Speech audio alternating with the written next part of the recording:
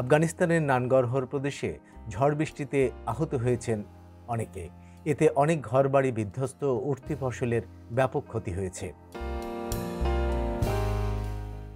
একজন তালিবান কর্মকর্তা সোমবার একথা জানান। নানগরহর প্রদেশের প্রাদেশিক তথ্য ও সংস্কৃতি বিভাগের পরিচালক সাদিকুল্লাহ কোরাইশি জানান, সুরখ হ্রদ এলাকায় একটি বাড়ির ছাদ ধসে একই পরিবারের ৫ জন নিহত এবং অপর ৪ জন আহত হয়েছেন।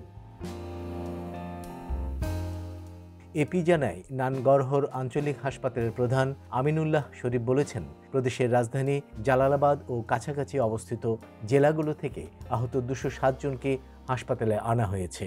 আহতদের রক্ত দিতে বহু স্থানীয় লোকও হাসপাতালে জড়ো হন।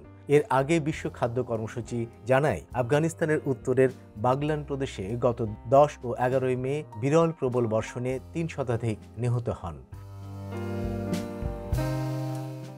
এ সময় হাজার হাজার বাড়িঘর ধ্বংস হয়। এতে ক্ষতিগ্রস্ত ব্যক্তিরা নিরাশ্রয় হয়ে পড়েন এবং তাদের কাছে জীবন ধারণের মতো কোনো কিছু ছিল না।